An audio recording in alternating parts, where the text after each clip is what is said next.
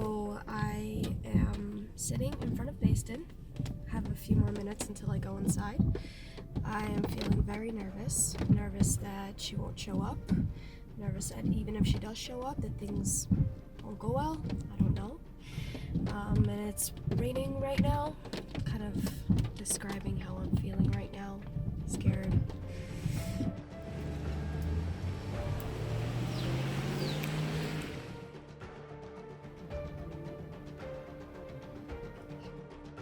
So we just got back to the car. She didn't show up. I didn't think she would. I thought there was a chance. I'm sitting here, I feel very disappointed.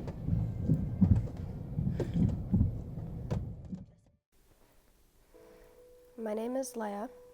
I'm 23 years old. I didn't grow up religious. My mom, a single mother, raised me and my siblings. And she sent us to a camp, an amazing camp that was affordable. It was in a religious environment. There was one staff member in particular. Her name was Gittie Kohn Sheinkopf. She was the assistant head counselor, and she took me under her wing. I was 15, she was 20, turning 21. She used to send me emails calling me her favorite little girl, telling me how much she misses me, how much she loves me, sending me hugs, sending me kisses. I didn't realize that some of the stuff back then that she said to me was inappropriate. I wasn't religious at 15, and I wanted to be. To me, she was a role model.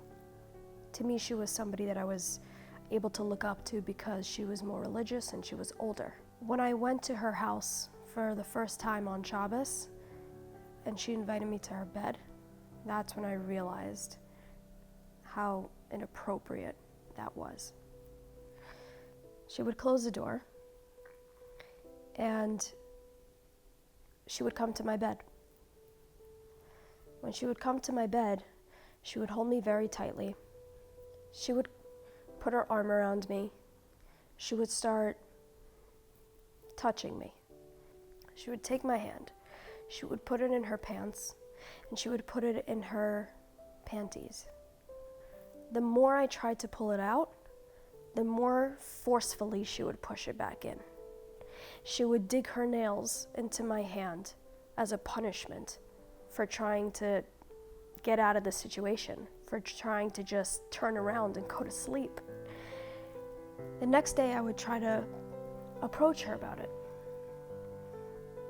Do you know what happened last night? Were you awake? And she would sit there and convince me of what a deep sleeper she was.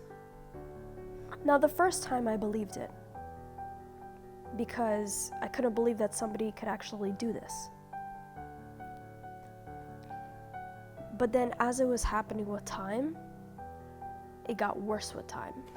I found this picture of me and her that somebody took of us on visiting day. You see a lot of people in the background. I specifically remember this day, and now that I'm looking at it, now that I'm older, now that I'm looking at it, I see her arm around my waist, holding me close to her, and I remember how tight she was holding me to her. And in this picture, as her arm is around me, my fist, you can see it, was clenched. It was clenched because I was so used to clenching and cringing from the sexual things that she was doing to me, that it's kind of like I was stopping her hand from going further than just my waist. She would manipulate me. She wouldn't let me have any other friends. And I was honestly scared of what she would do to me. She was the only one that I went to for the weekend. Her mother used to come downstairs,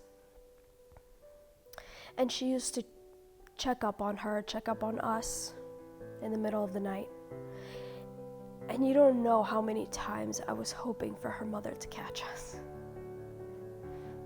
Because that was my only way out.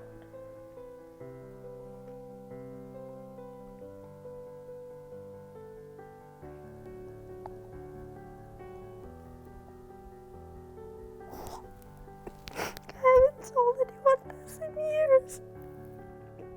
I feel like I'm reliving it a little bit.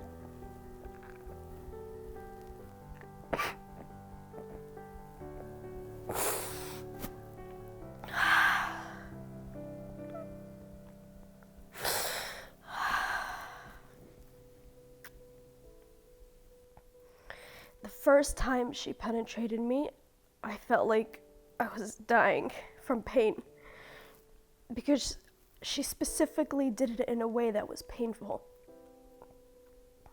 I went to the bathroom and I had blood all over my underwear.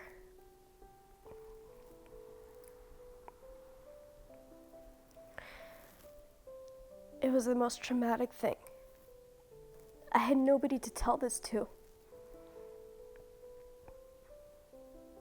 And even if I would tell this to people, they probably wouldn't believe me because it was so young. That's why I kept my mouth shut for all these years. My family was the Balchuva. My family was Kirov. She, Gittie, grew up in a frum religious environment. She would threaten me. She would harass me. And worst of all, she would threaten to kill herself. She damaged me and my childhood. And that's something that I can never get back. As much as we don't want to believe it, these things do happen in our community. At a certain point, I was having terrible nightmares. Nightmares that she was coming after me. I decided to pay her a phone call. Now, I didn't know what to expect. I thought to myself, of course she's going to give me an apology. She's married now, and she's a mother. And she is a social worker. So to me, I was just thinking to myself, maybe she will have some compassion to what she did. And maybe that would have helped me get my closure. I need you to acknowledge what you did to me and apologize, because that's how much I deserve. And so I can really try to just try to put it to rest and just try to move on. And yeah. I honest to God have no idea what you're talking about. If you did something wrong, you did something wrong. I'm not getting back into this with you, Leah. I am past the stage of life of having any pathetic, immature, childish relationships. If you need me to say I'm sorry, I will apologize for anything that you did or think I've done. But I spoke to my husband before I even gave you my home number. He said, hear her out, don't get into any discussion. So I'm not going to. I have a husband backing me. I am not going to put the traps. And you're really, I'm going to call my mother and I'm going to let her discuss whatever you need with her, okay? Because I don't know what you want. You're going to let me discuss this with your mother? Are you not almost 30 years old? My mother has a lot to say against you. And Sweetie, I'm sorry to tell you this, but if you have anything to say to me, I have a lot of people who unfortunately could back me. Anyone related to Ura. She not only did not give me an apology, she told me that she basically hung up on me after I told her, I don't want to get you in trouble. I don't want to make this public. I don't want to hurt you, and I don't want to hurt your family. That was the first phone call that I made to her. She ignored it and hung up after she said those mean things. Okay, I realized she didn't change. Then I had somebody else call.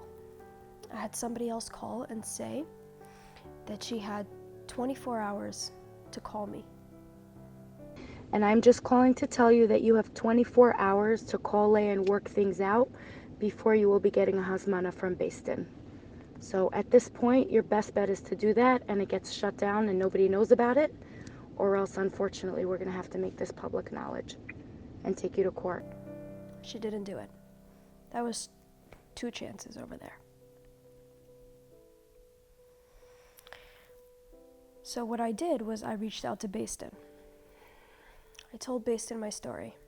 The main reason why I took this to Basin was because the law states that 5 years after you turn 18, this cannot become a legal case, and I miss my statute of limitations. Here's a hazmana that I got from Basin.